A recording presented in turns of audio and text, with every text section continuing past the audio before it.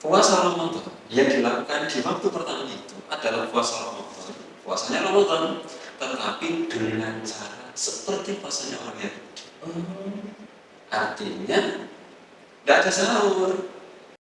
مولاي صل وسلم دائما أبدا على حبيبك خير الخلق كلهم مولاي صل وسلم دائما أبدا على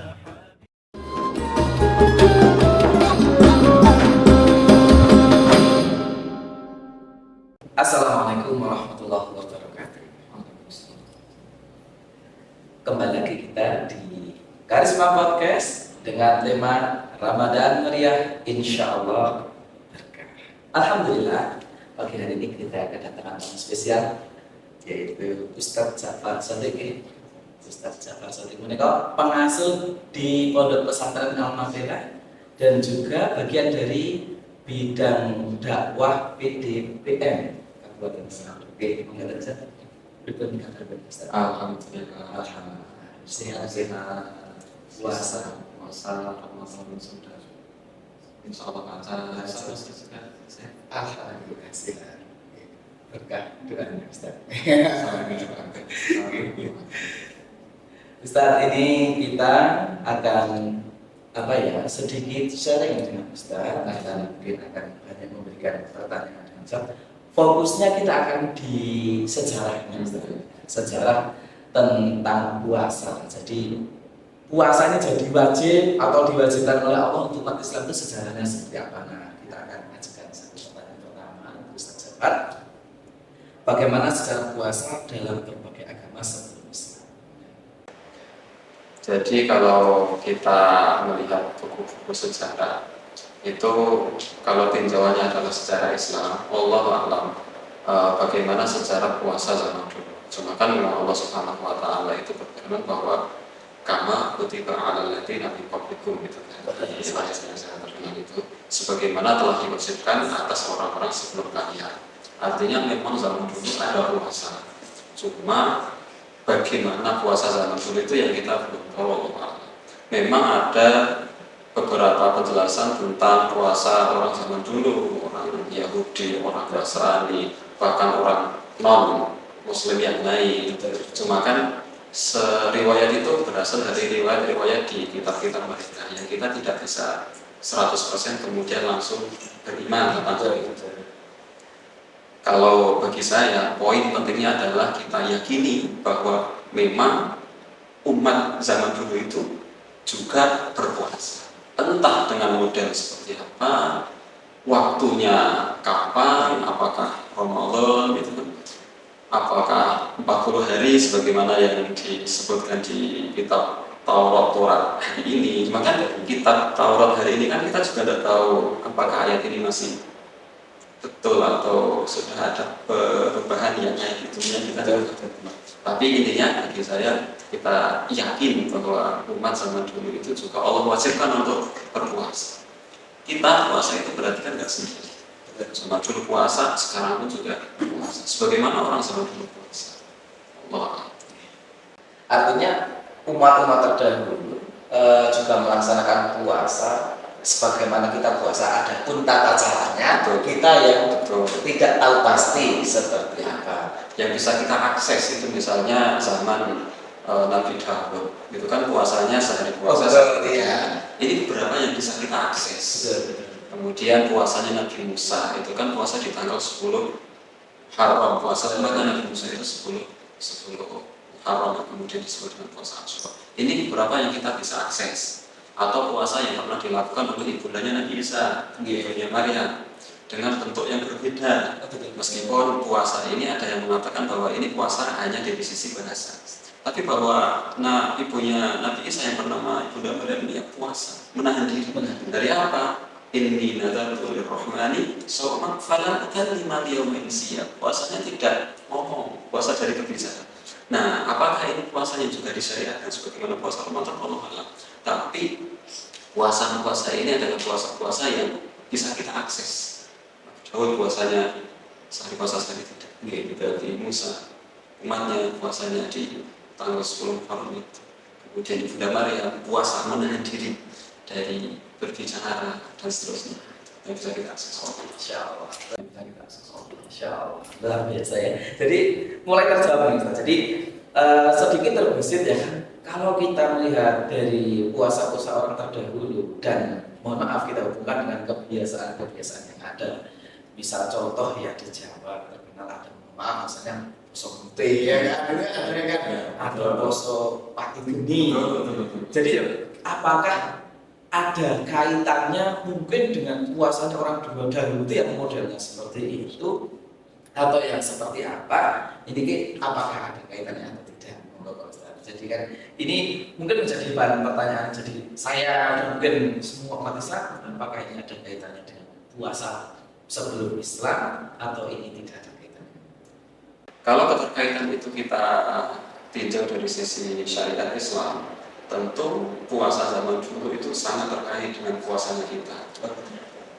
Zaman dulu yang kita maksud adalah dari agama-agama Samawi, yaitu agama Samawi, agama yang dibawa oleh Nabi Musa, Nabi Isa, agama Islam mereka semua kan hanya namanya kemudian berubah. Kemudian kita kenal mereka dengan pengikut yang bernama Yahudi, Nasrani itu kan mereka juga puasa. Keterkaitan itu adalah bahwa semua puasa itu sumbernya sama Allah Subhanahu wa Ta'ala. Syariat itu turun, puasa itu turun, tujuan utamanya itu memang semata-mata untuk ta'abbudi, beribadah kepada Allah Subhanahu wa Ta'ala. Nah, adapun puasa yang lain itu ya Allah alam ada keterkaitan atau enggak, tapi bahwa sisi keterkaitan iman itu enggak ada. Karena sebagian mereka puasa sebagaimana yang tadi Ustaz sampaikan itu niatnya untuk kan? Ya, gitu kan. Tapi kalau Islam itu enggak murni semata-mata ta'abbudi, menjalankan perintah Allah Subhanahu wa Ta'ala. Adapun manfaat yang lain itu kan manfaat bonus dari Allah. Tapi niat utama kaum muslimin itu adalah ta'abbudi. Betul-betul ini perintah Allah yang kita. Biasa kita akan coba kupas yang lain Ustaz. Mengapa puasa ini menjadi bagian ibadah setiap agama? Yang pertama itu menjadi bagian yang yang orang Islam mengatakan samina wa ta'na. Sebagaimana sholat, kenapa kita sholat perintah? Kenapa kita puasa perintah Allah? Kenapa kita zakat perintah Allah?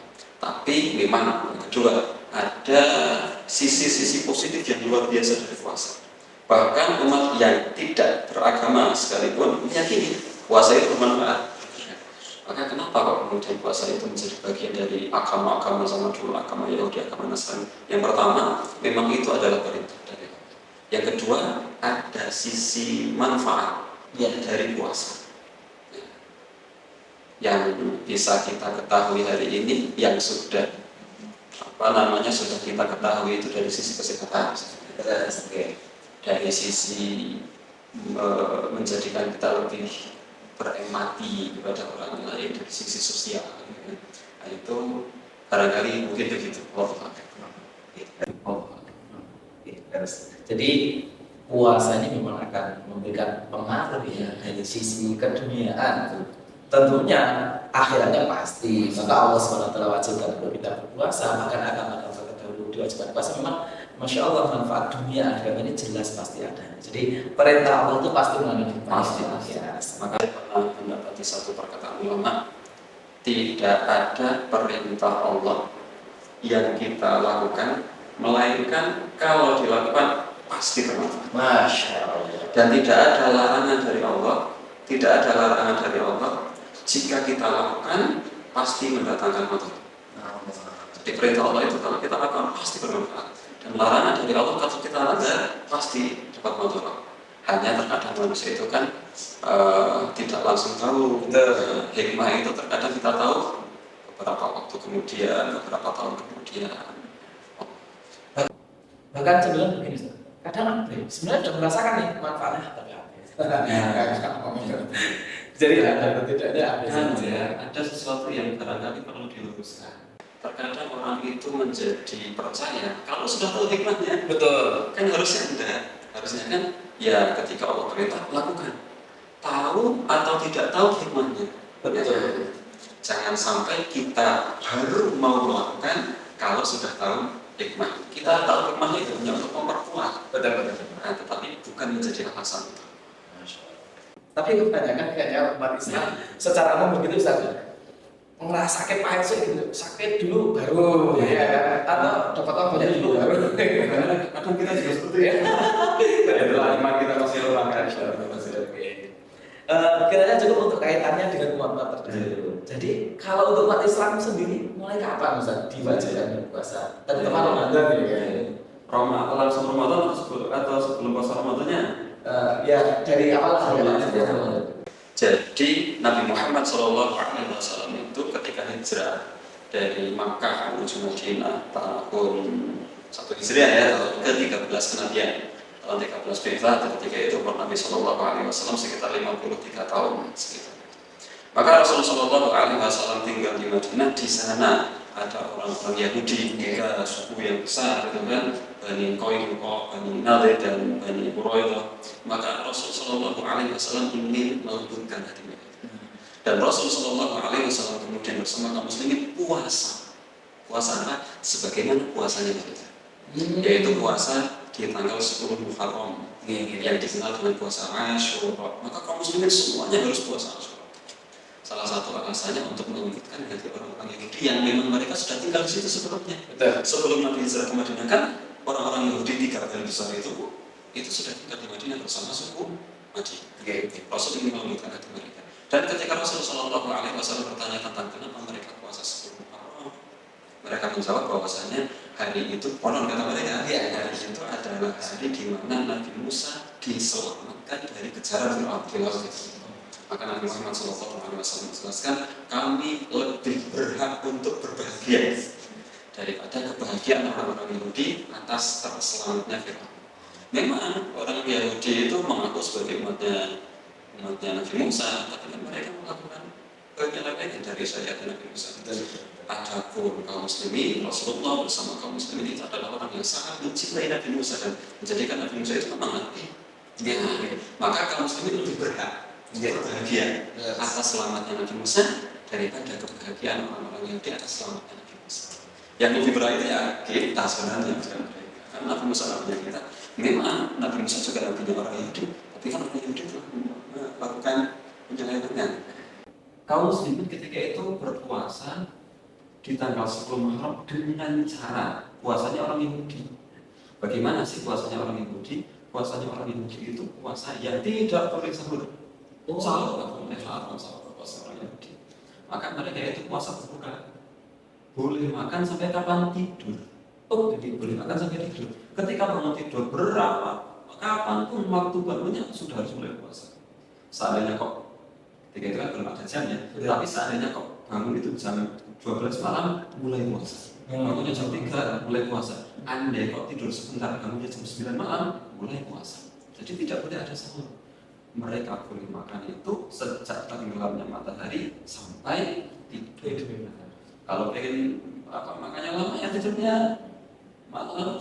Begitu awalnya puasanya seperti itu, caranya begitu dan waktunya juga waktu sebagaimana orang-orang Yahudi. Begini ya. Jadi dapat kita semua bahwa sejarah awal umat Islam berpuasa itu dari kedatangan Nabi ke Madinah dan bertanya dengan Yahudi, mereka berpuasa untuk berbahagia dengan diselamatkannya Nabi Musa. Maka umat Islam berhak untuk ikut berbahagia, bahkan lebih berbahagia sehingga ikut melaksanakan puasa. Tapi waktu itu puasanya belum ada sahur. Oh begitu ya? Kan Ramadan ya? Betul. Masih Puasa seperti puasa. Ya betul. Berarti nanti ada kaitannya Ustaz. Sekarang kan masih Ashura, ya kan, yang dilaksanakan oleh Islam waktu itu. Dan ketika itu harus wajib. Wajib juga sih. Itu Ramadan itu harus. Oh begitu, Masya Allah. Jadi waktu itu hukumnya wajib melaksanakan puasa yang model seperti itu. Nah, kalau Ramadannya kok jadi di Ramadan, kenapa nggak dilanjutkan ini di bulan Muharram, ya kan? Kemudian pindah di bulan Ramadan. Dan yang sekarang kita tahu dan kita laksanakan sahur, iya kan? Ada sahurnya dan sahur pun harus diakhirkan. Membawa Ustaz pemaparannya kenapa jadi di Ramadan dan jadi ada sahur dan diakhirkan kan lebih enak. Ada sahurnya, ya kan? Lebih enak. Iya lebih enak, lebih mudah, ya kan? perintah puasa Ramadan itu turun pada tahun kedua Hijriah. Jadi 2 tahun setelah Nabi Hijrah, kurang lebih di bulan-bulan Sya'ban itu turunlah ayat yang familiar itu, yang kalau bulan Ramadan jadi ayat yang bestseller itu. Ya ayyuhalladzina amanu kutiba alaikumusiyam kama kutiba alal ladzina min qablikum la'allakum tattaqun.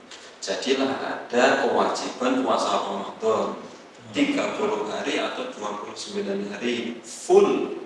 Ketika puasa Ramadan telah turun kewajibannya, jadilah puasa Asyura itu jadi puasa sunnah. Makanya sampai hari ini kan ada puasa sunnah Asyura itu kan 10 Muharram. Meskipun akhirnya kemudian sebagian ulama memberikan anjuran untuk menambah 1 hari sebelumnya atau 1 hari setelahnya untuk menyelisihi orang-orang Yahudi. Nah, jadilah puasa Asyura itu sunnah. Jadi kemudian akhirnya yang masuk itu adalah puasa Ramadan. Tetapi Ustaz, puasa Ramadan yang dilakukan di waktu pertama itu adalah puasa Ramadan, puasanya Ramadan, tetapi dengan cara seperti puasanya orang Yahudi. Artinya tidak ada sahur. Itu berlangsung berapa tahun? Berlangsung berapa tahun? Itu bukan berapa tahun, hanya beberapa hari. Cuma saya belum tahu berapa harinya. Kisahnya adalah kok bisa berubah. Jadi kan tadi kan puasanya seperti orang Yahudi. Betul. Ketika itu ada seorang sahabat Nabi yang bernama Qais, putranya Sirmah, yang bernama Qais bin Sirmah al-Ansari, orang Ansar. Itu adalah orang yang, mohon maaf, orang yang bukan orang yang berpunya, pekerjaannya susah. Maka Qais bin Sirmah ini puasa sebagaimana orang-orang puasa, siang hari puasa, capek luar biasa, lelah, butuh fisik yang ekstra untuk bekerja mencari penghidupan sampai sore hari pulang ke rumah. Maghrib sampai di rumah, maghrib berbuka kan, tapi di rumah tidak ada makanan. Bertanya kepada istrinya, wahai istriku, apa yang bisa kita makan?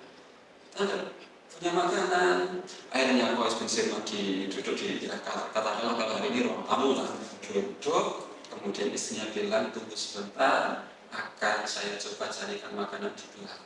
Istrinya ke belakang mencari andai ada. Qais bin Sirmah kecapean ketika itu, kelelahan sampai tertidur. Istrinya keluar mendapati suaminya tertidur, mengatakan, celaka engkau wahai suamiku. Suaminya telah mengatakan, ada apa celaka? Karena harus mulai puasa. Padahal belum berbuka, kan sudah tidur. Betul. Ketika bangun harus mulai puasa. Akhirnya kemudian ya sudah puasa pagi hari, siang hari puasa, bekerja dalam keadaan belum berbuka, pingsan. Akhirnya kabar itu sampai kepada Rasulullah SAW. Pingsannya Qais bin Sirmah al-Ansari ini sampai kepada Rasulullah SAW. Turunlah ayat apa? Wa kulu wasrabu hatta yatabayyana lakumul khaytul abyadu minal khaytil aswadi minal fajr. Sekarang makanlah, minumlah. Malam hari itu silahkan bebas makan minum. Batasannya kapan? Sampai jelas perbedaan antara benang putih dan benang hitam. Maksudnya adalah fajar. Nah, sejak saat itu boleh makan di malam hari meskipun sudah tidur bangun masih boleh makan. Tetapi batasannya adalah fajar. Kalau sudah fajar, ya sudah harus mulai menahan makan dan minum. Sampai kemudian Rasulullah SAW mengatakan tasahharu. Fa'inna fis sahur atau fa'inna fis suhur barakah. Karena pada sahur itu ada barakah. Nah, mulai saat itu ada sahur. Jadilah puasa seperti kita sekarang. Kisahnya berkah sekali. Berkah untuk kita ya. Berkah untuk kita ya. Dan ternyata itu bisa. Ternyata musibah pada seseorang itu terkadang melahirkan manfaat yang besar. Betul. Kalau Mas Bisir nggak bisa jadi. Nah, itu saya bayangkan sampai hari ini betul-betul nggak boleh sama. Iya. Berarti seandainya ya berarti kalau nggak ada kisahnya Qais bin Sirmah ini bisa jadi kalau kita belum sempat buka ketiduran langsung puasa lagi 2 hari jadinya nggak buka ya kan. Ya, bersyukur dan berterima kasih kepada Qais. Benar. Insyaallah kisah yang luar biasa yang penuh dengan pelajaran untuk kita ya, sehingga kita tahu bahwa puasa kenapa harus ada sahur. Rupanya ada kisahnya kok istimewa yang luar biasa. Terima kasih Ustaz. Kita akan lanjutkan pertanyaan selanjutnya.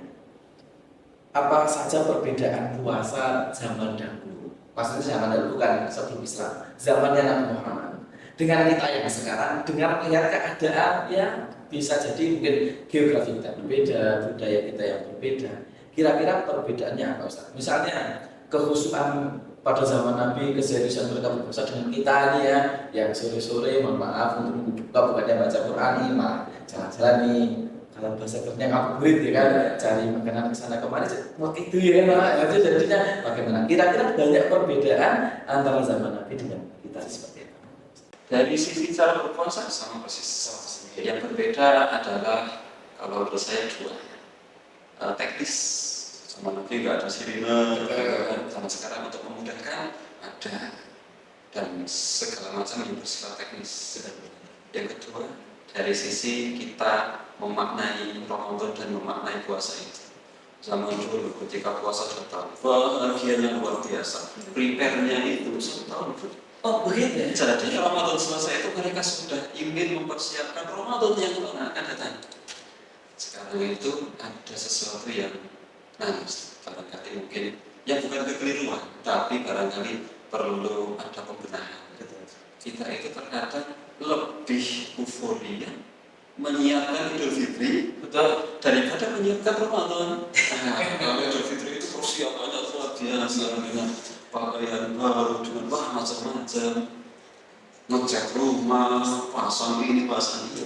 Untuk Idul Fitri, tapi untuk Ramadan adanya biasa-biasa saja. Betul. Padahal barangkali yang justru butuh persiapan kan Ramadan, persiapan mental, persiapan fisik. Bahkan kalau perlu beli baju itu sebelum Ramadan supaya bisa digunakan untuk tarawih kan. Diajarkan juga ketika masuk masjid itu memakai pakaian-pakaian yang bagus kan. Itu dari sisi makna kita termasuk tadi kita sore hari itu seringnya ngabuburitnya kita itu terkadang di pinggir jalan, lihat macam-macam. Dalam penglihatan itu kan kita nggak bisa menyaring mana yang baik, mana yang nggak baik, mana yang perlu untuk kita lihat, mana yang nggak perlu untuk kita lihat. Nah, sama dulu itu ngabuburitnya untuk berpikir, untuk bermuhasabah dan lain sebagainya. Dan satu lagi yang menjadi perbedaan itu, masa sekarang itu kalau kita lihat awal Ramadan semangat luar biasa, akhir-akhir berkurang semangatnya. Padahal pahalanya kan besar di akhir Pak Ustaz. Zaman dulu semangat itu akan lebih manakala Ramadan hampir selesai. Sekarang saja kita di WA, di medsos sedih berpisah dengan Ramadan. Kenyataannya malah akhirnya itu malah kita demonstrasi kan sudah kita lihat softnya semakin maju kan. Nah, itu barangkali perbedaannya dari sisi itu Perbedaannya adalah di sisi semangat menyambut dan semangat yang beramal di Ramadan. Kalau secara teknis puasanya pastinya wajib sama ya maksudnya. Sempat berbeda yang mana menyelisih jadinya tidak diterima oleh Allah Subhanahu wa taala. Jadi Masya Allah Ustaz.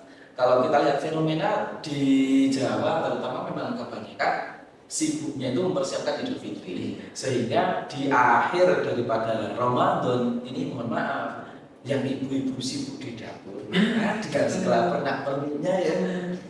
Iya kan, pusingnya bukan pusing mau puasa, pusing mau isi toples, iya kan, pusing beli baju untuk lebaran, sehingga Masya Allah ibadahnya kurang tenanan, kurang lurus. Padahal kan kata Nabi, nama lama bil khawatir, amal itu akan dilihat bagaimana akhirnya. Masya Allah, pelajaran saya juga dibahas karena kayak dekat-dekat itu juga pusing juga sih.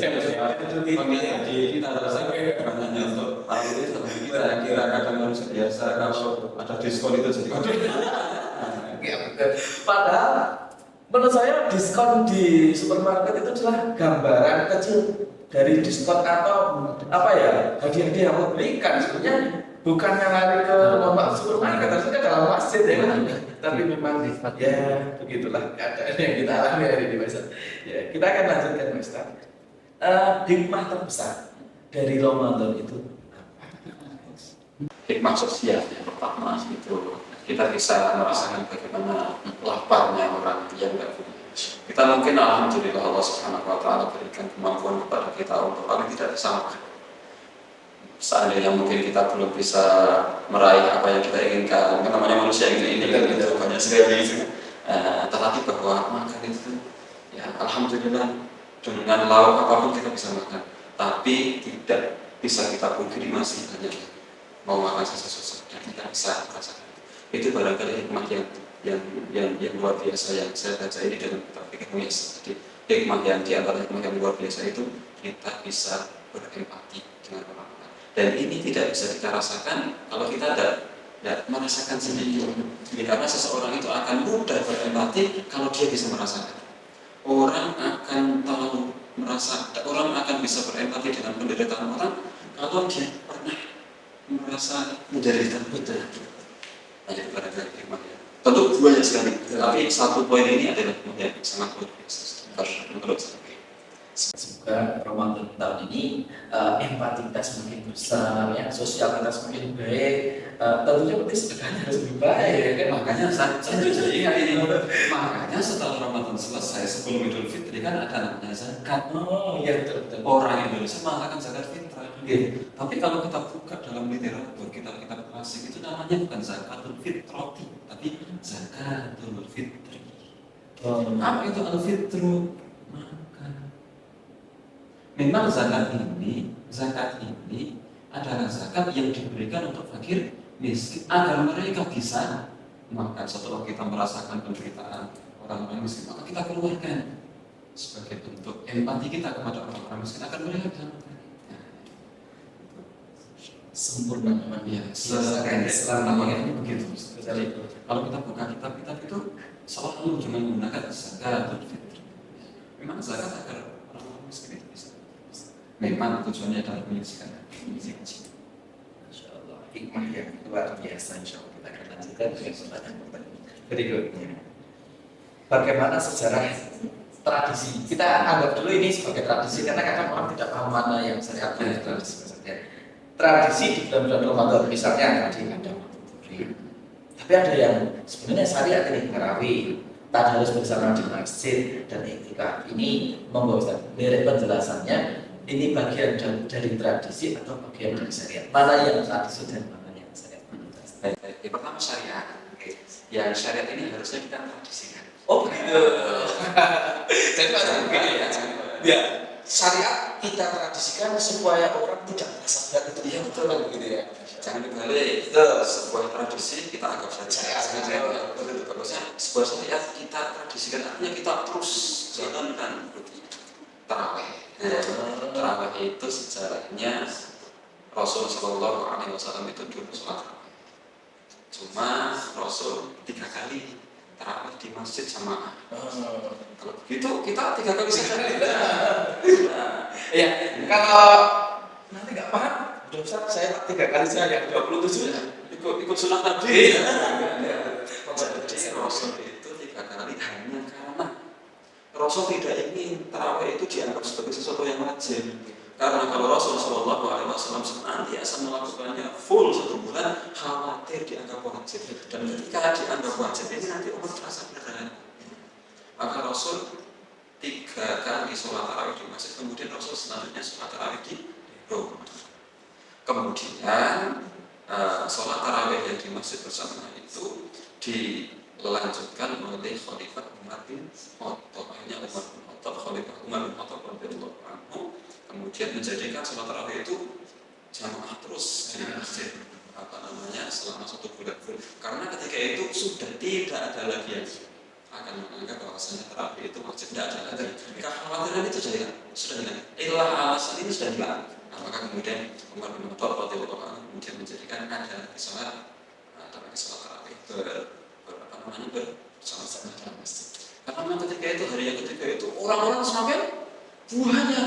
Kalau diteruskan 1 bulan, khawatir dianggap sesuatu yang nah itu tarawih misalnya itu. Kemudian yang tadi misalnya iktikaf, ini juga syariat untuk tradisikan kan. Rasulullah SAW itu bersama para sahabat kalau sudah 10 hari terakhir bulan Ramadan itu jadi Gini, ada sesuatu yang menarik.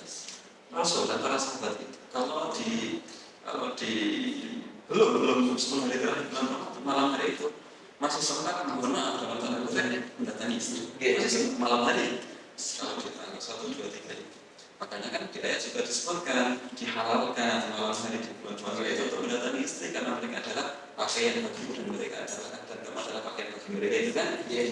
Tetapi di 10 hari terakhir malam itu mereka sudah fokus ibadah i'tikaf di masjid khususnya untuk mendapatkan satu malam yang disebut dengan Lailatul Qadar. Hingga akhirnya kemudian kaum muslimin hari ini banyak yang melestarikan apa yang dilakukan oleh Nabi Muhammad SAW. Yang ketiga tadarus. Kalau di desa saya itu ada namanya darusan. Biasanya dilakukan setelah tarawih. Setelah tarawih banyak orang, mereka semuanya menyimak, ada satu yang baca, kalau ada salah dibetulkan. Kalau dari sisi apakah kemudian para sahabat seperti itu, agaknya tidak. Cuma ini berangkat dari dulu bahwa Rasul itu dalam bahasa kita setoran hafalan bahasa kita. Cuma Rasul ada setoran hafalan ya, artinya Rasul membaca Al-Quran dan disimak oleh malaikat Jibril. Nah, kalau ini kemudian mengambil hikmah itu untuk kemudian kita mencoba untuk seperti itu, dan juga sebagai momen untuk momen untuk melestarikan bacaan Al-Quran. Terkadang kalau tidak seperti itu kan itu kita lalai. Terawih di rumah, apalagi sudah bawa HP, itu nanti sudah sekali begini, tiba-tiba 1 jam, akhirnya kemudian ada ngabuburit itu barangkali tradisi saja. Selama kemudian tidak diisi dengan kemaksiatan, insya Allah tidak masalah.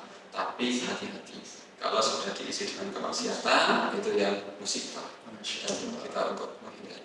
Bisa jadi pahala puasa kita hilang kalau diisi dengan kemaksiatan. Jadi misalnya nongkrong, mohon maaf dalam nongkrong itu dengan sengaja melihat, malah ada yang modusnya ngabuburit mencari pahala, tapi ngabuburitnya sama pasangannya belum halal. Dia puasanya berpahala, tapi bisa terkikis. Jadi jangan sampai kita membalikkan keadaan atau membalikkan suasana. Misalnya yang syariat jadi yang tradisi disyariatkan, malah yang harusnya syariat kita tradisikan malah kita lupakan. Contoh, capek sore-sore ngabuburit malahnya nggak tadarus. Capek-capek sore ngabuburit malahnya tidak tarawih. Kan ini jadi terbalik maksudnya. Perkara yang nggak penting bukan syariat dijalankan, malah yang syariat jadi ditinggalkan. Jadi harusnya kita balik nih, kita tradisikan yang syariat ini. Giat tarawihnya enggak ngabuburit, apa kan berdasarkan nih. Kalau sama ngabuburit lah dengan dengarkan ngaji, terus dengarkan podcast. Sebelum buka itu kan podcast dari SDMT ada Ustaz Jafar. Kita lanjut ya. Kita akan lanjut bagaimana perkembangan ilmu fikih, terutama di fikih puasa. Pastinya kan dulu dengan sekarang kan berkembang dengan berbagai macam keadaan. Mungkin keadaan geografi antara bisa jadi di Arab dan Indonesia berbeda, itu akan sangat berpengaruh di bidang fikihnya, atau perbedaan budaya sehingga nanti akan berpengaruh. Jadi ada sentuhan-sentuhan yang sekiranya cocok dengan kondisi kita. Bagaimana Pak Ustaz perkembangan fikih, terutama fikih puasa dari zaman Nabi sampai dengan zaman sekarang? Perkembangan itu sebenarnya tidak terlalu signifikan, hanya kemudian ada beberapa perkembangan dari sisi fikih itu tentang tata cara puasa, khususnya yang pertama bagi orang-orang yang siangnya itu lama. Kalau kita mungkin hampir sama ya dengan sama Nabi karena sama-sama ada dilewati garis khatulistiwa ini. Tapi ada yang satu hari itu 15 jam, wah itu dari sisi itu. Kemudian berkembang pembahasan bagaimana puasa mereka. Apakah juga harus 20 jam ataukah puasa mereka disamakan dengan negara terdekat? Dari sisi itu perkembangan. Kemudian yang kedua juga dari sisi biasanya itu, biasanya dari sisi hal-hal yang membatalkan puasa. Zaman dulu pembatal puasa itu yang makan, yang minum, berhubungan suami istri, dan seterusnya. Sekarang bahasanya mulai kemana-mana. Karena memang harus dibahas. Nah itulah sisi perkembangan. Misalnya infus,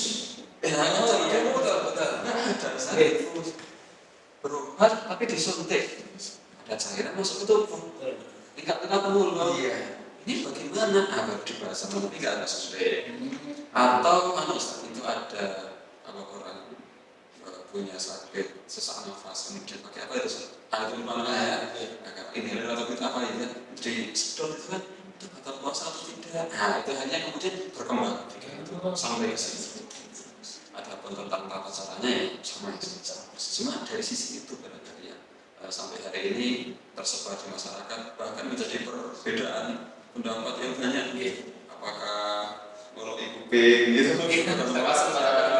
Apakah pas berenang kemudian kentut di air batal puasa? Itu jadi dinamika pikir yang cukup mengasyikkan. Barangkali mungkin begitu perkembangan.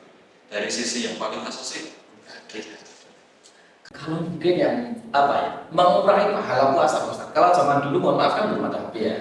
Kalau hibah ya cukup terang-terangan ngobrol bareng. Kalau sekarang mohon maaf, tontonan kita misalnya ini hibah orang atau jajan teman-teman tapi hibah.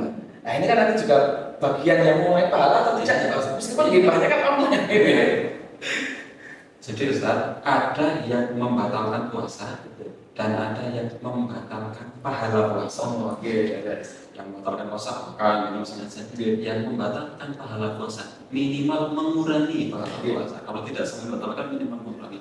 Contohnya contohnya marah-marah, contohnya menipu, contohnya gosok dan lain sebagainya. Nah itu di antara perkara-perkara yang bisa mengurangi pahala puasa. Termasuk cecetan dengan teman tapi gibah atau cecetannya tidak gibah dengan teman katanya teman spesial yang perempuannya sudah sahur belum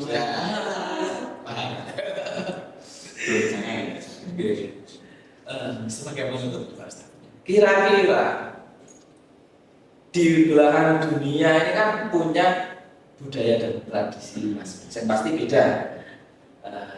Untuk menambah wawasan kita semuanya, tradisi yang ada di kita dan di negara-negara lain, mungkin di Rusia, mungkin di Afrika, itu seperti apa?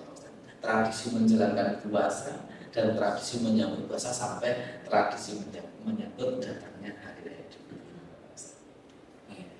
Kalau tradisi di luar negeri, saya tidak paham. Kebetulan belum pernah keluar negeri. Mohon doa, semoga bisa keluar negeri, semoga bisa datang makan. Kalau kapan-kapan Kita coba tapi saya akan melihat bagaimana perbedaan tradisi di Indonesia saja. Khususnya di Jawa. Jadi tradisi menyambut bulan Ramadan itu dilaksanakan dengan berbagai macam tradisi. Misalnya di daerah saya itu dengan pasang lampu kelap-kelip, atau bahkan saya melihat ada bagus di Jogja itu ada satu tradisi yang luar biasa di Masjid Joko Korea. Itu tradisi memberikan buka puasa sampai 3.000-4.000 porsi sore. Nah, ini tradisi di sana. Tradisi di tempat lain misalnya tradisi di di bulan Ramadan dengan cara mengisi bulan Ramadan mentradisikan tahun yang selama ini tidak ada menjadi ada, yang tadinya malas-malasan menjadi semangat. Bahkan ada tradisi namanya buber, buka bersama.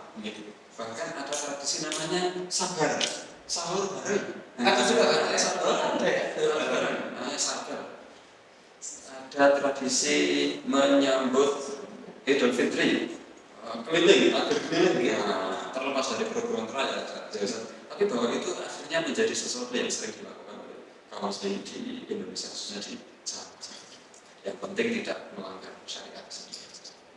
Yang terakhir Ustaz, ini apa yang bisa kita ambil pelajaran dari 1 bulan kita berpuasa yang bisa kita terapkan dalam kehidupan kita sehari-hari. Baik Ustaz. Yang pertama, puasa Ramadan ini mengajarkan kepada kita bagaimana kita bisa berempati kepada orang lain.